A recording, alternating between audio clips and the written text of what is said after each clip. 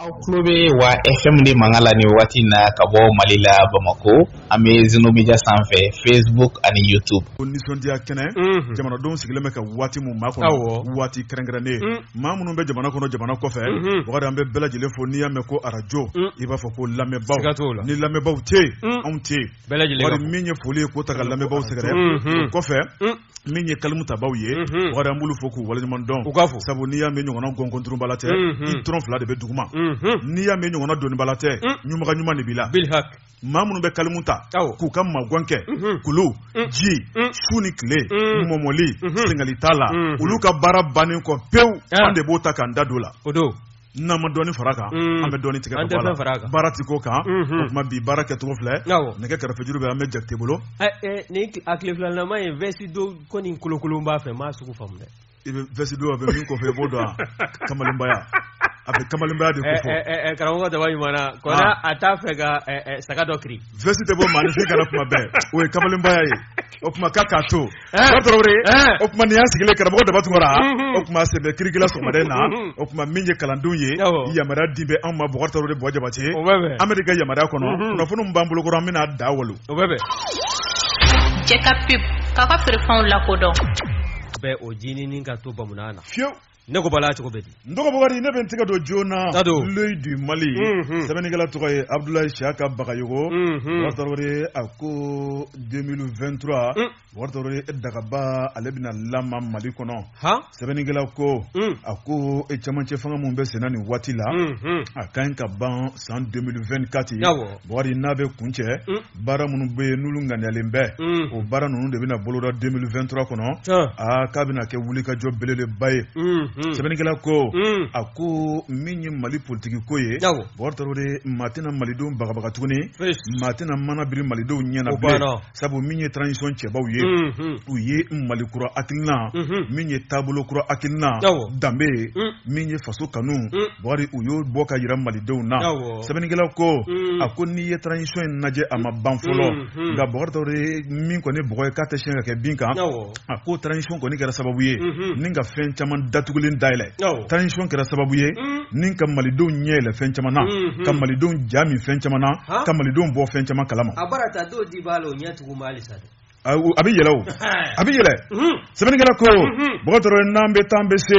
a ko n'i ye kow taabolo lajɛ le silencieux n'o ye jamanakuntigi ye Colonel Asimi Goyita a tɛ kuma nka min y'a ka dabali n'a ka fɛɛrɛw bɛ ɲɔgɔn na ani a jɛɲɔgɔnw Bɔkari Tarawele u ye hakilina min ta ka Mali sɛgɛrɛ ko ɲɛdimi don kɔnɔdimi tɛ sɛbɛnnikɛla ko Bɔkari a ko n'i ye kow taabolo lajɛ min ye campagne n'olu dayɛlɛla sabu kalafili mun da bɛ ɲɔgɔn kan a ka ca kosɛbɛ référendum o min kan ka bolo da marsi nata o ma tɛmɛ ka bɔ yen Bɔkari Tarawele min ye communali ye régionali conseil du cercle législatif présidentiel o ye février 2024 ye sɛbɛnnikɛla ko a ko n'i ye nin kelen lajɛ Bɔkari maa minnu bɛ n'u kana bɔ cɛbaw don hakilina ni dabali ni fɛɛrɛ min b'u bolo f'u k'o da jamanadenw tulo kan a ko o kana bɔli n'o bɛ campagne kofɔ Bɔkari n'i y'a lajɛ maa si tɛ campagne kɛ ni ka den kɔ don yɛrɛ ma min ye kuma dumanw ye n bɛ nin kɛ n bɛ se nin na nin bɛ n bolo n'a ye n ta n bɛ buru ni sogo d'aw ma n'a ye n ta don o don n bɛ sanji ɲɛma jigin aw kan. ayiwa i ka kumaw la i mana tɛrɛmɛli daminɛ k'a fɔ k'e ma dumuni ko kuma don a la ne bɛ segin a ma. Bɔkari n'i ye sɛnɔgɔ jɔlen kala de b'a kɔnɔ n'i ye Bɔkari ye bi kan mɛn ŋanaŋana n bamuso ye daraka duman de labɛn ka d'i ma. wa n b'o f'i ɲɛna bɔ e bɛ ne taabolo dɔn n k'a kɛlɛ sababu fo k'an ka furudimi juguya ne tɛ se ka dumuni kɛ sɔgɔma. Tuma min na i bɛ to ka buru kala kelen don o tɛ dumuni ye dɛ. sɛbɛnnikɛla ko Bɔkari Tarawele n'i ye ko taabolo lajɛ a ko min ye campagne kuma fɔlaw ye Bɔkari k'i dafa mugu jalan na ka sɔrɔ a ɲiginji t'i da kɔnɔ min ye kuma mugubaw ye ka n'anw sigilen tromper k'an bagabaga k'an nɛgɛn k'an fili Bɔkari Tarawele k'o de banna sɛbɛnnikɛla ko Bɔkari maa o maa ko de bɛna kuma an ye sa waati nataw la an b'an sigi k'i lamɛn Bɔkari min y'i ka hɔrɔnya i ka danbetigiya i ka jamana kanu wari ka sɔrɔ walima i ka bololankolonya wari ka maasabaya malidenw bɛn'u sigi de k'o tɛntɛn k'o lajɛ n'o bɛnna maa min ma o de bɛna k'an ka ɲɛmaa kuraw ye sɛbɛnnikɛlaw ko bɔtɔre k'a daminɛ bɛɛ fanga kana bila bi la min ye 92 ani bi cɛ wari mun de bɛ kuma duman na min ma fɔ malidenw ye a labanna cogo di min ye politiki ma joli nana wari kana n tromper k'an nafili wari k'an bila sennamasira fɛ a taara laban mun na a ko ko de banna Mali kɔnɔ sɛbɛnnikɛla ko Bakari min ye campagne n'a dalela Bakari ko malidenw tɛna yabe kɛ bilen koyi an tɛna fili an yɛrɛ mɔ bilen min ye ladiri ye wari min ye Malikura ko ye lakika min fɔra jamanadenw ye maa min bɛna tɛmɛ n'o Malikura sira ye maa min na Mali kɛ malidenw sago ye maa min bɛna Mali kɛ malidenw ka hakilina ye Bakari k'an bɛn'o de sugandi k'o sigi an ɲɛfɛ sɛbɛnnikɛla ko maire kuraw bɛna kɛ maa minnu ye minnu bɛ se ka commune bɔ nɔgɔ la min ye conseil du cercle ye minnu bɛ se ka na ni hakilina ɲumanw ye wari minnu bɛ se ka kɛ députés ye député jamana kanunaw député minnu bɛna loi ɲɛnamaw voter minnu bɛna jamana gouvernement dɛmɛ minnu t'u ta kɛ wayasi ye ka taa to ka t'i da nanzara jamana ninnu kan k'i sago ni dungɔ kɛ ka san 5 n'o banna ka sɔrɔ ka n'i ɲɛ waga u natɔla ka minɛn cɛ ka na n'a ye parce que passeport diplomatique b'u bolo sɛbɛnnikɛla ko Bakari jamana kuntigi fana min bɛna k'o fana ye o bɛna kɛ maa ye maa min fana bɛ yen ni jamana kanu b'a dusukun na jamanadenw hinɛ makari Bakari maa min b'i kɔfilɛ jamana la sɛbɛnnikɛla ko a ko nin tɛ waati jan ye bilen koyi Bakari ko malidenw bɛɛ lajɛlen an k'an sigi o kan koyi sabu ni kumamugubaw de bɛna daminɛ o kuma maa si kana fili i ka sugandili ma maa si kana fili i ka maa tata ma maa si kana fili abada ladiri ma wa bon an bɛ min f'i ɲɛna politicien o tɛ girin na nin ye wa ni jamana kuntigi ta waatiw sera o kala ta waati mana se n'an kɔni ye danaya da maa min kan ni nana kana sɔrɔdasi ninnu n'o ye transition maaw ye k'olu ka baara kelen ka n'o furan ka bɔ yen i yɛrɛ bɛ furan ka bɔ yen kana siga t'o la dɛ an t'an da maa kuntugu dɛ abada o banna pewu sɛbɛnnikɛla ko Bakari min ye politiki maaw ye ka taa bila maa min bɛ o date politiki la nka min ye jamana marali kanu b'a dusukun na Bakari ko bɛɛ n'a ka dabali n'a ka fɛɛrɛ bɛ ɲɔgɔn na bɛɛ n'a ka programme bɛ ɲɔgɔn na o tuma ko malidenw bɛ n'u sɔnni sigi programme min kan o de ye laadiriya programme ye kunnafoni filani ye wa laadiriya a ka kɛ fana laadiriya min don diɲɛ wɛrɛ ma ɲɛ kana don Mali la tugun o ka dabila an ye min bɔ le du Mali kɔnɔ Abdoulaye Saka Bagayogo ale ka sɛbɛnni don Abdoulaye Saka Bagayogo ka fara le du Mali kan an b'a fasali jɛkulu an b'u bɛɛ lajɛlen Bɔjabate fandankɛni faama kokɛla n ko nabaliya o de bɛ ni malo cɛ ni ye n tɛgɛ don ni sɛbɛn bɛ bɔ sɛbɛn min k'a ma ko le pays Isa Jigiba nin ye a ka fasiri ye i bɔra ka taabolo min maana dɛ n'o bɛ kalata kofɔ jɛkulu kɛrɛnkɛrɛnlen min fana n'o kan ka sigi sen kan n'o kan ka baara kɛ jamanadenw ye jɛlenya kɔnɔ n'o ye autorité indépendante de gestion des élections ye n'an ko a ma ko EJ e ko u ma yamaruya cɛmancɛ fanga ɲɛmaa fɛ wa Colonel Assimi Goïta min n'o a baaraw bɛɛ lajɛlen bɛnna tarata tɛmɛlen ma janvier kalo tile 10 san 2023 baara ninnu bɛɛ lajɛlen bɔra ka kɛ masakɛ yɛrɛ dagayɔrɔ la a bɛ dunanba ninnu bisimila fanfan kɔrɔla min na n'o ye salle de banque de kuluba ye baara ninnu bɔra ka kɛ ye k'a ye fɛn min laɲini o de ye EJ ɲɛmaaya n'o y'a collège ɲɛmaa ye o taa bɛ ka kalifa maa min na n'o ye Musafa Sise ye a n'a baarakɛɲɔgɔn Maître Musafa Sise ayiwa komi fasirikɛla e yɛrɛ ɲuman m'a f'i ye ko an tɛ fɛn fara a kan n'an ye min ye an b'o de fɔ dɛ maître fara kan Maître Musafa Sise min ye jamana kuntigi n'o cɛmancɛ fanga ɲɛmaa ye ale kɔni Colonel Assimi Goïta a y'a jira Maître Musafa Sise la k'a fɔ a n'a jɛɲɔgɔnw danaya dalen filɛ nin ye u kan wa min ye ka kɔni don ɲɛ n'o ye tarata tɛmɛlen ka bɛn janvier kalo tile 10 ma san 2023 i b'a ye k'a fɔ u y'u kali k'u siyɛ anw ka kiiri tigilamɔgɔ bulon tigilamɔgɔw ɲɛkɔrɔ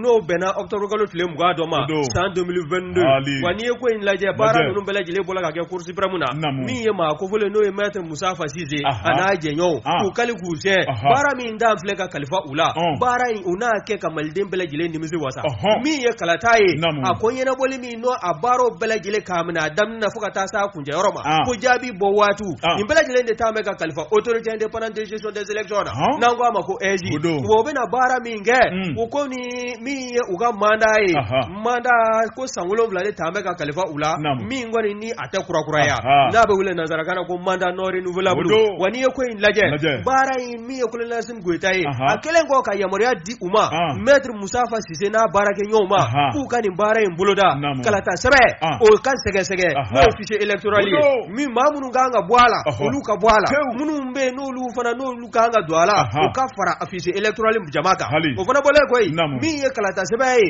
ni o bɛ confection n'o o dilanli n'a b'o dilanli kofɔ n'o ye confection ye ka taa se impression ma nin bɛɛ lajɛlen kɔni bɛna tɛmɛ EJ ka bolo kan o fana bɔlen koyi campagne kan ka boloda furancɛ ni furancɛ min kɔnɔna na a bɛ daminɛ nin waati in ka taa kuncɛ nin waati nin bɛɛ lajɛlen janto bɛ kɛ nin bɛɛ lajɛlen na o ye EJ ka baara ye o fana bɔlen koyi min ye kalataw mana kɛ kalata dɔw maninfin bɛɛ lajɛlen ka se k'i ka kalata so ye ka t'i ka kala ta i jɛnbaa ye u jaabiw fana bɔlen kɔ min ye jaabi a ka kɛ jaabi ye min jɛlen don bɛɛ lajɛlen k'a dɔn jɔnko la karisa a ye sanayɛlɛ sɔrɔ walima a ye jɔyɔrɔ fɔlɔ sɔrɔ a n'a ka kan Colonel Assimi Goïta n'o y'an ka cɛmancɛ fanga ɲɛmaa ye ale fana y'a jira nin jɛkulu maaw na k'a fɔ fɛn min laɲinilen bɛ u fɛ o de ye kalata ka kɛ jɛlenya kɔnɔ min ye a daminɛ fo ka taa kuncɛ baaraw bɛɛ lajɛlen ka kɛ jɛlenya kɔnɔ jaabi mana bɔ kɛlɛ foyi kana ye a la ko bawo ko n'i y'an ka jamana ta k'a lajɛ an kɛlen filɛ k'an yɛrɛ sɔrɔ kɛnɛ min kan dɛ min ye kalata jaabi bɔcogo jugu ye minnu bɛ yen n'u b'a fɛ ka makaama ɲini jamanakuntigi yɔrɔ n'u bɛ taa kalata jaabi ta k'a turu a kun kan n'a bɛ taa wolofunɛ na ka jamanadenw kɔ don ɲɔgɔn na ko taabolo ninnu bɛɛ lajɛlen ka dabila EJ kɔni kan gardement da kan o bɔra Colonel Assimi Goïta yɔrɔ ka ɲɛsin u ma nin wo ye sɛbɛn jama min n'an y'a sama ka bɔ le pays kɔnɔna na Isa Jigi b'a ka fasili bon Traoré dusumango tɛ fɔ tuguni na yanni to bɛ suma ale b'a ta bɔ a la ne bɛ n tigɛ don ko kura info matin sɛbɛnnikɛla tɔgɔ ye Christelle Kone an denmuso don Christelle Kone ko bon Traoré e sigi tuguni min ye cɛw ye ka choix bɛ ka da fara nanga dɔ ko ka fara kan a ko n'i ye Maliko lajɛ kuma dɔ la bon Traoré a bɛ maa kinikini a bɛ maa dusu bɔ bon Traoré min ye dugu fila ye balimamaw sinjimaw k'u ye marifa ta ɲɔgɔn kama i b'a fɔ ko gɛri ko mun kɛra sɛbɛnnikɛla ko bon Traoré an ka taa commune rurale de Nouga Nouga ale bɛ Kangaba o marabolo kɔnɔna la bon Traoré tarata tɛmɛnen min ye kunasini an kɔrɔ Bugari min ye kɛlɛ belebele tun bɛ dugu fila ni ɲɔgɔn cɛ n'o ye Tombola ale ni Daga Bugari ni dugu ye sigiɲɔgɔnmaw ye kabini bɛnbakɛw tile bon Traoré u ma kalakari maa la nka min ye diɲɛnaba nata baara minnu daminɛna n'o ye dugujukɔrɔ nafolo sanu bilen bon Traoré kabini sanu ayiwa an ka taa san Aba allo Aba allo ça va Aba ko di basi t'i la tɔɔrɔ tɛ bisimila kibaruya jumɛn bɛ sɔgɔmada in na san ayiwa naam somɔgɔw Aba i b'i ka radio datugu an bɛ ɲɔgɔn sɔrɔ téléphone fɛ voilà i bɛ radio datugu bisimila Aba ko di basi tɛ tɔɔrɔ si tɛ Sankaw b'a fo bisimila an bɛ Bamakɔ bɛɛ lajɛlen fo ka Mali bɛɛ fo sabula kunun anw sugora 19h Kinbarana an ka poste de contrôle min bɛ yen Banbanciw taara bin poste de contrôle in kan Buwa Jabate i ka dɔn k'a fɔ k'an ka gendarme kelen bɔnɛ a ni la ayiwa i ka dɔn k'a fɔ Banbanci ninnu kɔni n'i y'a jateminɛ Buwa yɔrɔ ninnu kɔni k'a daminɛ Kinbarana ka taa Waki ka taa Moribila ka taa Kaba yɛrɛ kɔnɔna bɛɛ lajɛlen na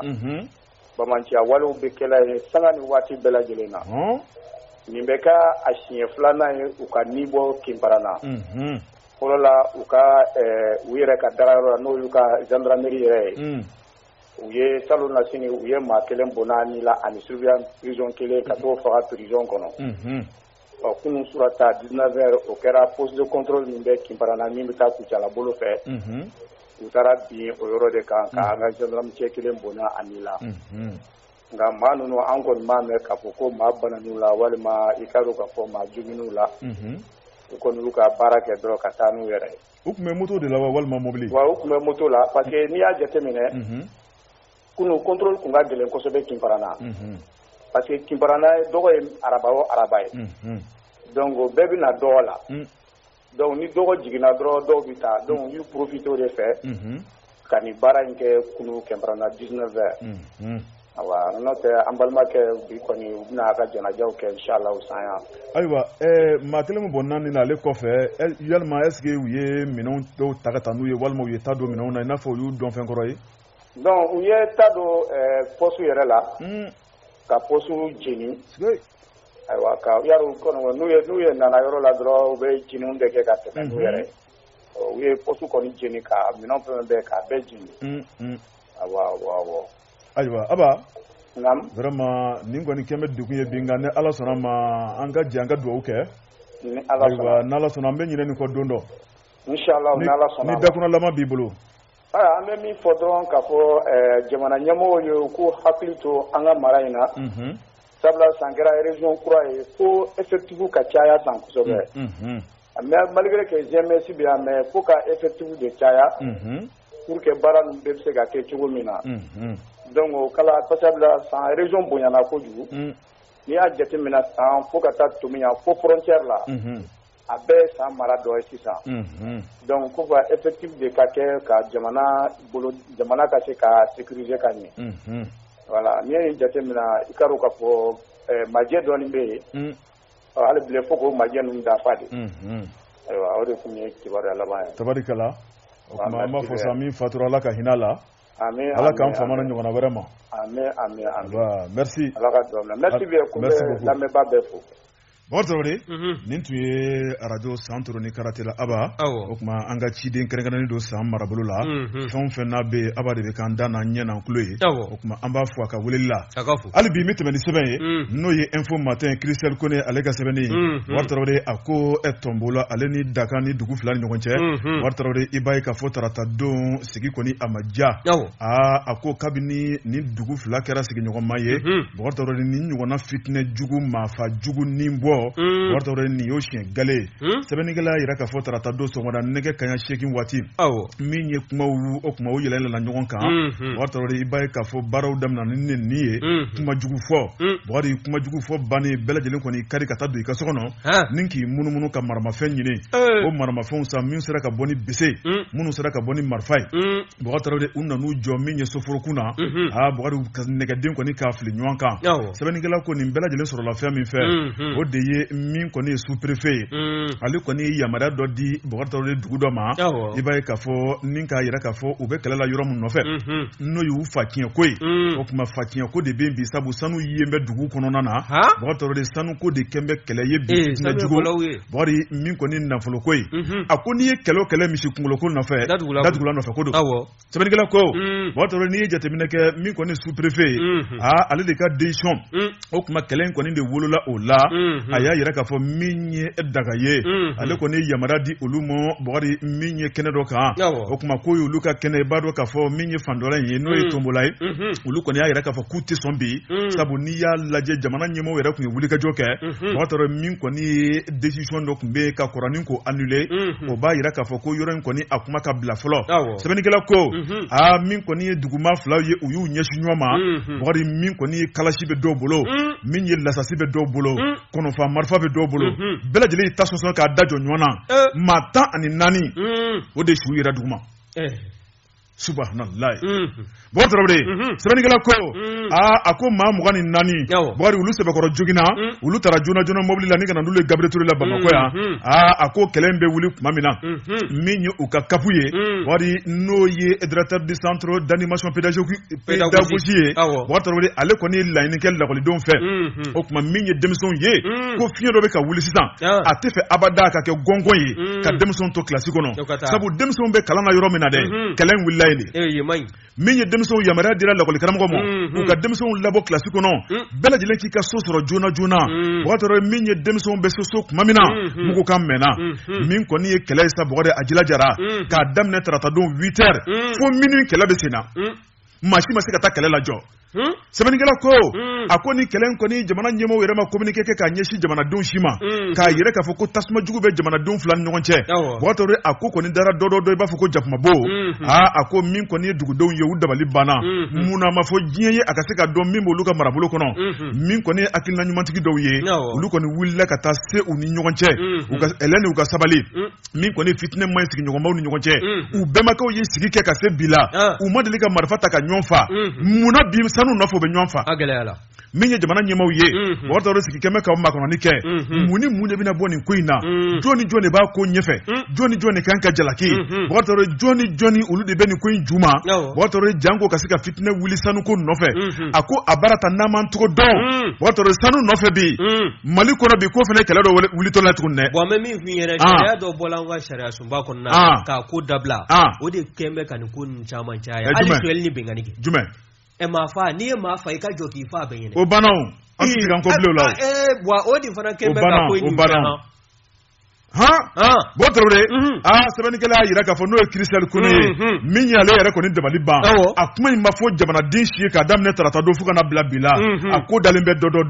a ko min kɔni lakɔliso minnu bɛ yen u bɛɛ datugulen bɛ nin waati kɔnɔna na denmisɛnninw bɛ yira la a ko min kɔni ye dugudenw ye bɔgɔ Tarawele ko maa minnu ɲangata sɔrɔ maa 24 na o ye musolakaw de ye sabu a kɛlɛ waati musolakaw de tun ka ca kɛnɛ kɔnɔna la olu de ye marifakisɛ sɔrɔ wa k'olu de ye beseda sɔrɔ ka caya kosɛbɛ o kuma nin ko in k'a tɛna se ka to tan cogo la dugu fila n'o ye Tombola ale ni Daga Kankaba marabolo la commune rurale de Nuga kunnafoni filɛ nin ye an ye min bɔ info matin kɔnɔ Christelle Kone ale ka sɛbɛnni don an bɛ taa Amedi fan fɛ Jɛka pub k'a ka feerefɛnw lakodɔn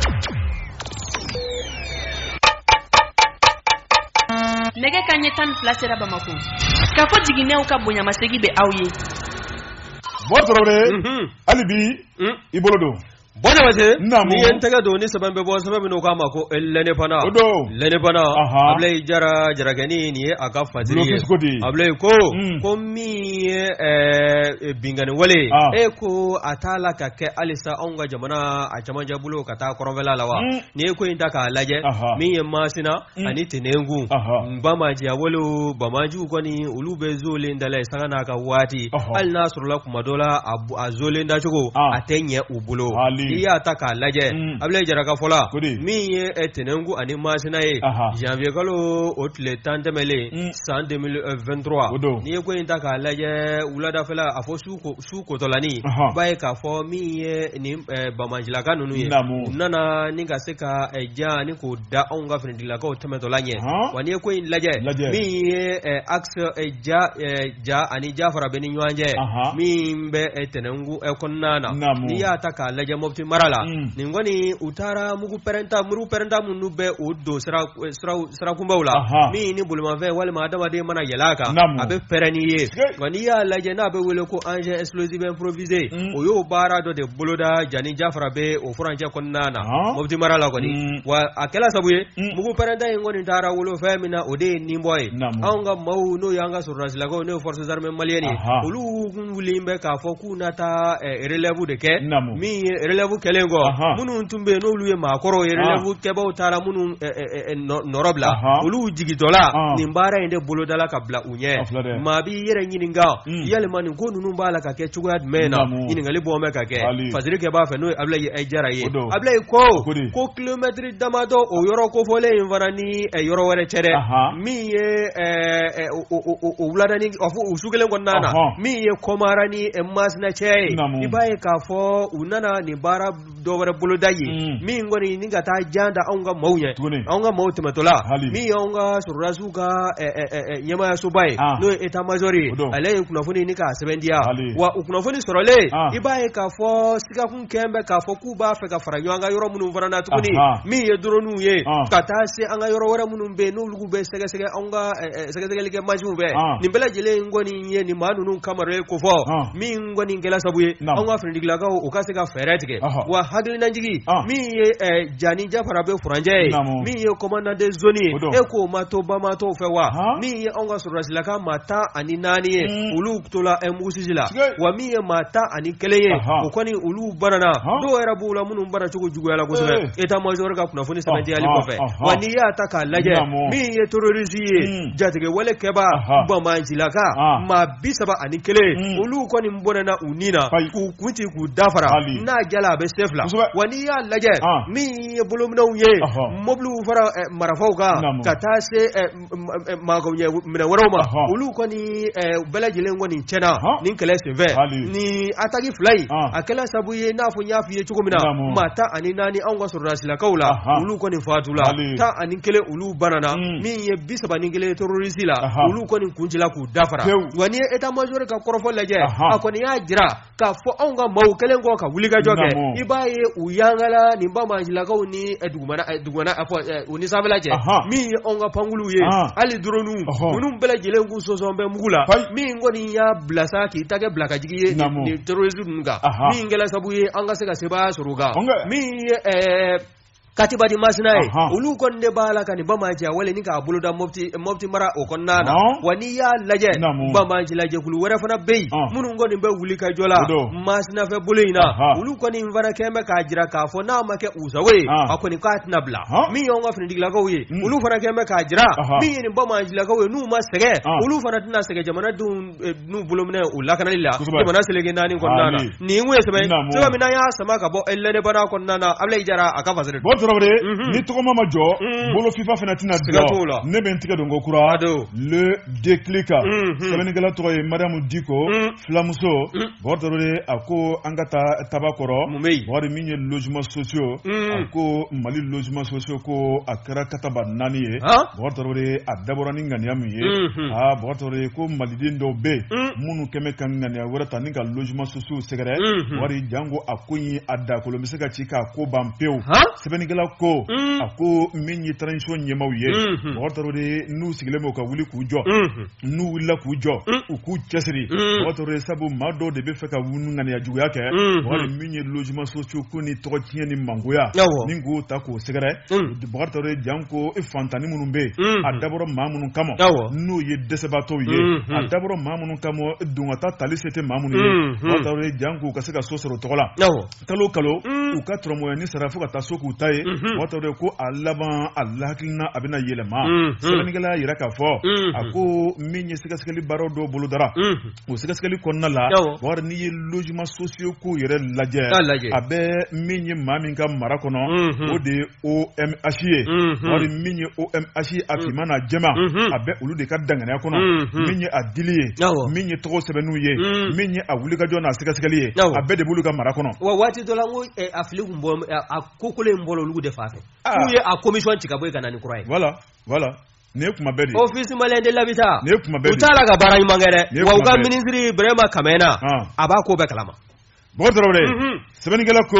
ako niye ko tabolo laje ako sigaskali rapport do bora o sigaskali bogari ninga ta terrain reka kata jati do mboka laje bogari nyegwen o kuma barabe ka ke to di terrain ka kasura makeni paminye toroki classique no bordore fali ko ni ka yira sangi korode sebenigala ko malian furo da mate strat lelemne ako niye ko tabolo laje bordore so min jera ko desebato mamunu be o tisiga million soro ninga sojo ka kusakwe botore ninga ke hine ani makari deme ni deme botore okuma ko sonu akuma lembe uluma kwe ako min ko ne so batan keme fla ani bisheki botore minyulu kunganko kuma be no yitabakoro ye botore uya seka ka laje minye so keme woro ani bidru ye botore utarasoro ulu de be location na amado kamo utarasoro mawra de bokano be location na e ba di luanzela munu ya soro o ta yuma yere ngodo ta nubu ta ge saka maragaro ani misi maragaro munu ya soro ulubu yere halala sodo kono dugu kono yane utame dombla location ay sebenigala ko bodi minye so keme woro ani biduru ye ulube location na ma woro bolo botoro de uya sege alibe so keme sheki ani bi kononton ani sheki bodi utara soro kangari mun dara sotugu ye ko mashi kana maga ka so la fuka tafoka a bara war sarala ka ban utara soro lu ko ni modification ke ka R+1 o manga ka etage kele faro ka soka sebenigala ko botoro de alibi uya momo ka sege duni du Danida votre utara so bisabani nani wara soroye bari ulu fene modification ko gasola R+2 ka étage fila ile so sanfé Jafariado sebenigala ko votre de menye momalu ye bari utara laje utara soro so basaba so keme kononton ani biworo ani keme kononton utara soro magamakulu la okuma dira tuko bana obe odi tuko kelena okuma ulube uga nolai sebenigala ko bari ali bi menye so batan ani keme flani bisheki ye bari utara soro min koni so basaba ani keme ani sheki bari utara soro min koni annexe dobe ulu fene keme ko dlan olani ga modification ke male fele ka bonde sebenigala ko bari trawre ni ya laje minye so bafla ni keme ni bi wolon flani nani utara soro lu datukule men pedon abarata dun kle dimbe utiki mode utena kono fana ka kle datuku kata dame fa wara fe pomo ya dame jalai sebenigala ko uga sebendo a chaque fois na fura ko fenge ayina na ka papier oyi iba soro mo do timina ka dide uga papier be do mu te passer ute so soro abada nene bene sebenigala ko botoro i ye min fɔ o waati sera sisan o tuma min ye so dɔ bɛ yen olu kɛmɛ so marayɔrɔ misi marayɔrɔ saga ani sɛ walima nakɔ sɛnɛyɔrɔ salati ni ka taa bila min ye nanayew la olu de fɛnfɛn bɛ dukɛnɛma ye nakɔ sɛnɛyɔrɔ logements sociaux sɛbɛnnikɛla ko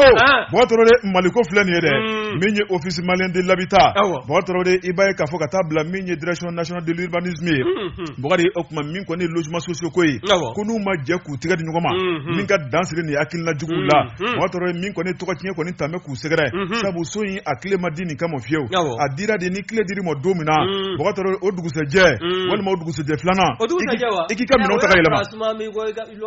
o fana ye tiɲɛ i k'i ka minɛnw cɛ ka yɛlɛma nka e tɛ minɛn cɛ so bɛ di location na i bɛ dɔwɛrɛ kɔnɔ e tɛ minɛn cɛ i bɛ jardin boloda i bɛ dɔwɛrɛ kɔnɔ walima saga ni misiw ni so bɛɛ i bɛ dɔwɛrɛ kɔnɔ a ko min ye logements sociaux ko ye a dawula bɔra la a danbe bɔra la a daraja bɔra la ala ni hakilina jugu tigilamɔgɔ fɛ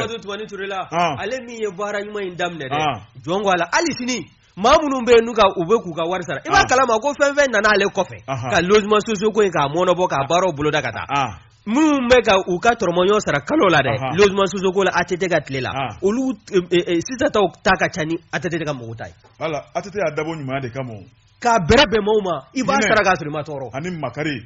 nka bi a kɛra ko wɛrɛ y'an bolo bɔn tɔrɔ a ko min ye nin so 10 ani 280 na i b'a ye k'a fɔ ko 155 o tuma k'olu dira fufalaki o tuma ko fana b'a la o ye sete maa minnu ye enquête de quoi la n'o ye o bɛɛ kɛ ka ban e n'a ka kan seti ye o ye jamana jɔyɔrɔ ye o jamana yɛrɛ jɔyɔrɔ ye o tuma wa i b'a dɔn o yɔrɔ in fana na dɛ n ko dɔw fana bɛ taa o ŋana mun ko o feere maaw ma i bɛ dɔw tigɛ o la minnu fana n'o fana man kan mali don a bɛɛ de b'i ye yan kunnafoni filɛ nin ye an ye min bɔ Déclic kɔnɔ Mariam Diko ale ka sɛbɛnni don Mariam Diko ka fara journal le Déclic kan an b'u bɛɛ lajɛlen fo wa jabatɛ a ye n lamɛn ka kulusi jalasiri o b'a sɔrɔ i b'i ɲinw de bolo nin ye n tɛgɛ don ni sɛbɛn bɛ bɔ sɛbɛn minnu k'a ma ko reflet d'Afrique a si nin ye a ka fasiri ye a si ko ni maa bɛ degunna bi ni maa bɛ ala k'i tɛgɛ ko ni k'i ka firifiri bi ni maa bɛ ɲɛji suguru la bada ko de Hotel Radisson Collection o baarakɛlaw ye ko n'i y'a ta k'a lajɛ ni ma tɔɔrɔ tɛ ni ma tɔɔrɔ ye o t'a mɛn ka baarakɛlaw sɛgɛrɛ k'a minɛ kabi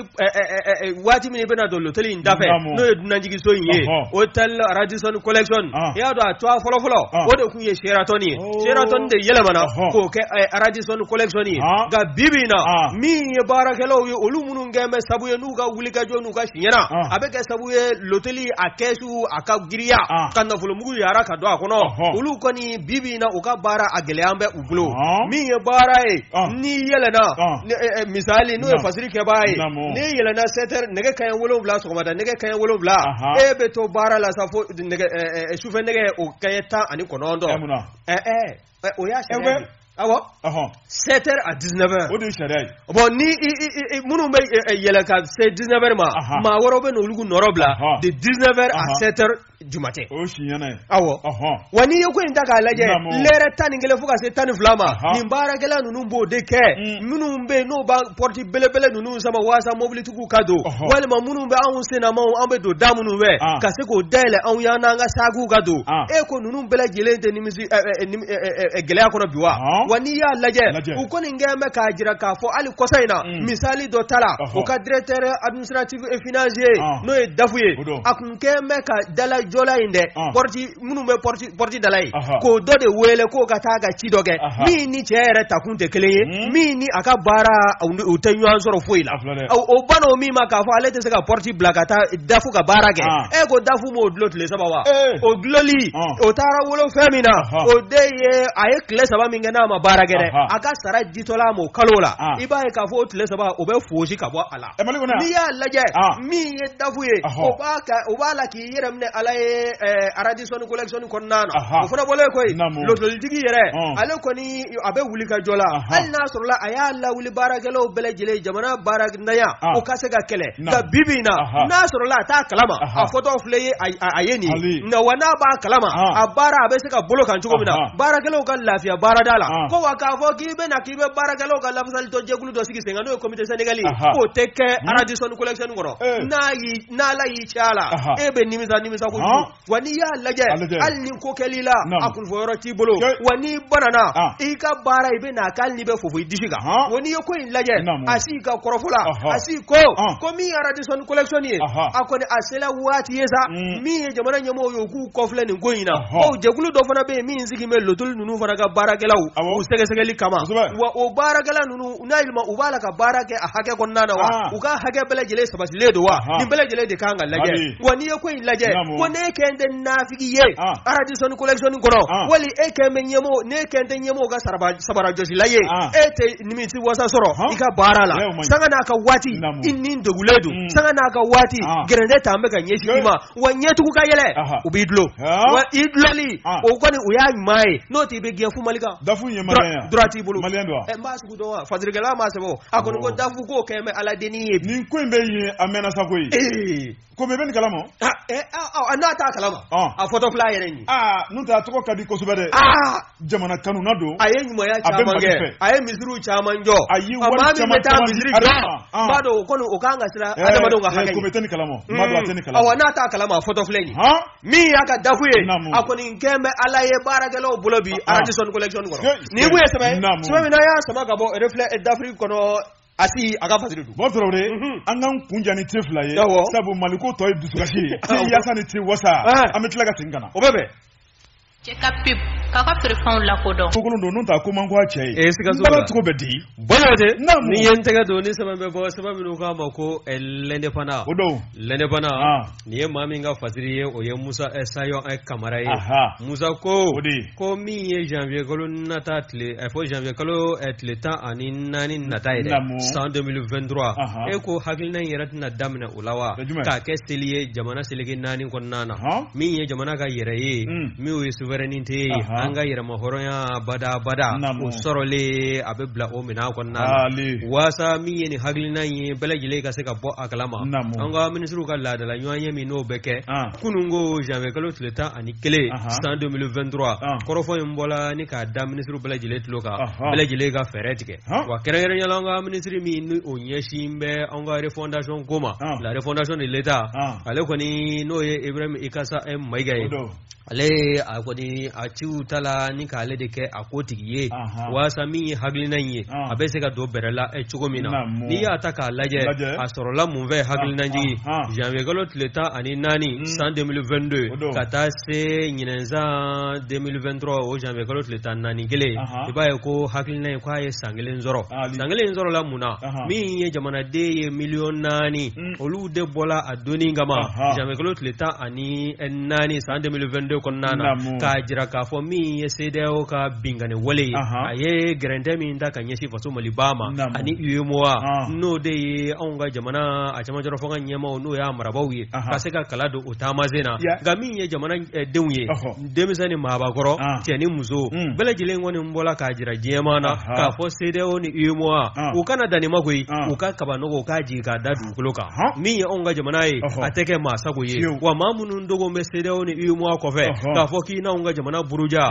k'a kɛ i sago ye k'o kɔni k'o banna pewu o tile min do tun bɛ yen o tile binna tile kura min bɔla o de ye jamana den bɛɛ lajɛlen jamana kɛra anw ta ye an sago n'a dogo de bɛ kɛ a kɔnɔna na wa maa wɛrɛ ka hakilina tɛ lamarisi anw ka jamana kɔnɔ o tɛ waleya anw ka jamana kɔnɔna na o de kɛra sabu ye min ye janvier kalo ye tile 14 nata o kɔni a sɛbɛn bɛ gafew bɛɛ lajɛlen kɔnɔ n'o ye faso ka gafew ye n'o ye journal officiel ye k'a jira k'a fɔ o don kɔni mana se ka jamana den min don nina n'ala ye si kalifa an na i n'a kɛ seli ye k'a kɛ ɲɛnajɛ ye wa min ye anw ka lakɔlisow kɔnɔna ye ko kalan kɛrɛnkɛrɛnlen n'o ye walanda kɛrɛnkɛrɛnlen ye o bɛ ta ni ka ɲɛsin anw ka souveraineté ko ma n'o y'an ka yɛrɛma hɔrɔnya sɔrɔli ani an kɛlen an yɛrɛ ta ye an sago n'a dungɔ bɛ an yɛrɛ la o kɔni o walanda o ka ta ni ka ɲɛsin lakɔlidenw bɛɛ lajɛlen ma nka yanni kala ka daminɛ a bɛ daminɛ ni fɛn min ye janvier kalo tile 14 sɔgɔmada n'a bɛ bɛn sibiri yɛrɛ ma o de ye anw ka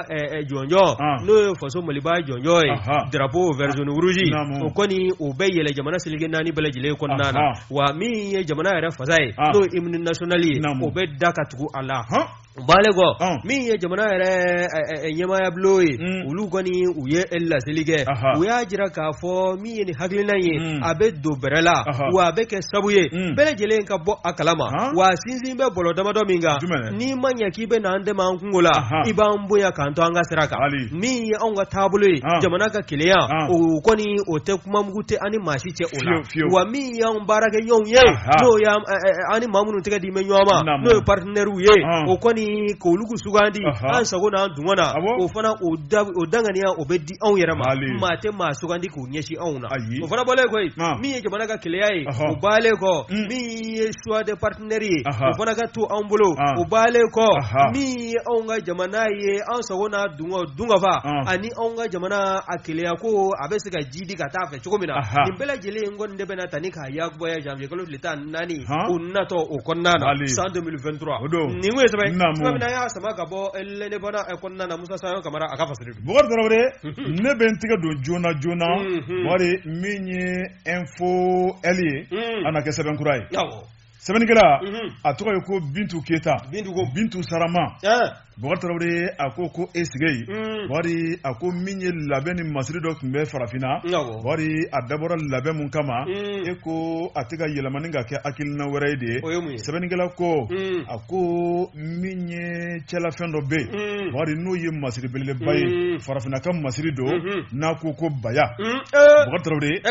sɛbɛnnikɛla ko baya i ye min mɛn kɔni baya auzubilayi ne m'a sɛbɛn e m'a sɛbɛn min y'a sɛbɛn o ye min sɛbɛn an bɛ k'o de lakali Bokar Traoré sɛbɛnnikɛla ko Bokar Traoré nin ye masiri duman belebeleba ye farafinna ka masiri don a ko n'i y'a lajɛ farafinna tilebiyanfan masiri in ale bɛ matarafa yan kosɛbɛ a ko min ye denmisɛnninnaka ka taa bila ɲɛnatigɛ Bokar Traoré a ka di bɛɛ ye a ko n'i y'a lajɛ Bokar Traoré a to n ka kalan kɛ sɛbɛnnikɛla ko Bokar a ko n'i y'a lajɛ a kumaba bɛ yen a misɛnman bɛ yen Bokar Traoré a ɲɛ o feereli daminɛ ne t'o kalama wa a kumaba n'a misɛnman a to n ka sɛbɛnni kalan Bokar Traoré sɛbɛnnikɛla ko a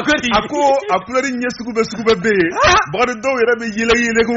ni courant tigɛra a ma se min ye kɔlɔsi wɛrɛ kɛ ta bilen Bokar i na baara gɛlɛya sa dɛ i ta kɛ namunamɛ sɛbɛnnikɛla ko Bokar Traoré n'i y'a lajɛ a dabɔra min kama Bokar Traoré o de ye min ye kɔkɛ ye ka se ka n koja kɔkɛ ye k'an nege don kɔkɛ la k'an kɛrɛ kɔkɛ la Bokar Traoré ka baara k'a nɔgɔya kɔkɛ bolo Bokar Traoré k'a dabɔra n'o laɲiniw de ye Bokar Traoré ko n'i y'a lajɛ wari ko camancɛla fɛn don nka min ye diɲɛ laban tile hakilina kuraw ye Bokar Traoré a bɛ to ka siri sen fɛnɛ na n'i ye nin bɛɛ lajɛlen bɛɛ bila minɛn min kɔnɔ Bokar Traoré o de ye ka se ka dɔ fara n ka saniya kan ka dɔ fara n ka yeleku kan jango n ye cogo bɛ se ka ɲɛ cogo min na minnu b'a siri u sen na dɛ u t'a dɔn k'a fɔ k'o t'anw ka jamana tabiya ye n'o yelila bɛɛ a bɛn bɛ dugu dɔ la nka a bɛn tɛ faso Maliba kɔnɔ n'a yelila bɛɛ an b'i kɛ ɲugutɔ fɛn ye an bɛ hakilina dɔ ta ka ɲɛsin ma k'a sɔrɔ hali n'a sɔrɔ hakilina tɛ e la Bokar Traoré sɛbɛnnikɛla y'a jira k'a fɔ a ko kabini lawale la an ka cɛkɔrɔbaw ko a ko bomosi ni fɛn mun mana da Bokar Traoré siga foyi t'a la tulukala n'o bɛ wuli ko ye Bokar ko tɛ maa ka kuma dɔn ye Bokar kabini lawale la sabu n'i y'a lajɛ maakɔrɔba kuma don tulukala ni fɛn min bɛ da dɛ bomosi n'o de bɛ wuli i ye kuma fili e y'a yɛlɛma turugala ni min bɛ da bomosi n'o de bɛ wuli ko ɲɛmaa bɛ balakaw de bolo zana in b'o de yira cɛw mana ci a kuma fɔ cogo gwɛlɛ kan n'u sera so kɔnɔ nɛgɛnɛgɛni bɛ kɛ k'a bɛɛ sɔrɔ wa nin bɛɛ b'a jira k'a fɔ ko fanga b'an balakaw la kojugu u ka sɔn sa n'aw sɔnna an b'an sago n'an baara banna Bokar Traoré sɛbɛnnikɛla ko a ko min ye baya ye Bokar ni k'a tɔgɔ yɛrɛ fɔ ka nɔgɔ bɔ a la a ko baya kɔni dabɔra fɛn min kama sokɔnɔ fɛn don Bokar Traoré min ye furukɛ ye Bokar Traoré ni k'o bɔ a ja kan k'o bɔ a dabolo kan k'i gɛrɛ a la k'i isuma ja ye Bokar Traoré ko labɛn de don Bokar Traoré maa wɛrɛ ɲɛ man ɲi ka d'a kan bilen min ye furukɛ ye a ko n'i y'a lajɛ Bokar Traoré sɛbɛnnikɛla ye min sɛbɛnna n'o ye Bintu Keyita ye o tuma min kɔni ye tafe kunkuru ye k'a bɛ da o de kan n'o fana tɔgɔ ko Penteliw Bokar n'i y'a lajɛ nin bɛɛ lajɛlen bɛ masiri de kofɔ a ko n'i ye bita in lajɛ a ko Bokar n'i bɔra n bɛɛ da kan i bɛ Penteliw de ye kɛnɛma Bokar min ye ka kɛ drapeau ye i bɛ baya de kɛnɛma Bokar i sigilen i bɛ moto kan Bokar Traoré i ɲɛ b'a kun de la kɛnɛma fɛn min ye masiri ye so kɔnɔ o kɛn bɛ kɛnɛma fɛn ye wa ni ne y'a ye bɛɛ n bɛ sin ka dɔ de fara n ka vitesse kan n kana ye siɲɛ fila a lajɛli man di ya a man di n ye amai nyema alla jeli mandiye bo tawre sabini gila ko akoni ya la je tokono fen kara kena mo fen doron tere bo tawre akara television re bela jeli nyeba la paratata dami timble malu timble sami timble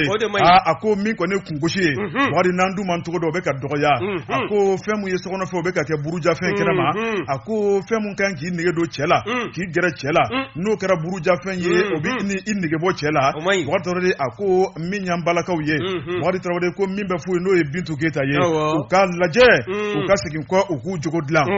uka chew bunya bo tawre uku yere bunya bo tawre min ko ni femu bi ko ja iche no de kere nige boli chela o ba yira ka fo barama ka ketula ako note ni ye baya laje wadi atoko yere foli ganzan ko kadi chew ye jango ka yi inyena atoko foli ganzan ko o kadi chawye botoro ko chechama de be nu nyedaraka be haba nu nyedaraka be nisondia fu be yela fien fe ka soro foi make sebeni gela ko botoro bitu sarama mi sebene ako mi bone musulaka uye botoro ko fende be fu yesa ka laje o ka yela mado ko la ko nonte ko jie ko ne be ka takira jugude kane ala man kishila mate ko to don fe mun kan ka ko ja chawye no de be ka unige bo chawla ko chini ma ko barabi na ketodi kuna funi fulani anye mimbo info el kono akabi bolido info el usaje boaje base iwanya manyi dongala korofo nyena Godrore cheganate suko frela ngati pasalen fe awa iga duwoni misali nunu o de Godrore ni me dansi nga bi kuna funi la bori ka bela jele fo ga bela jele wal do wati se bakora corona nga minye fuli krengere amo taninka angalame baw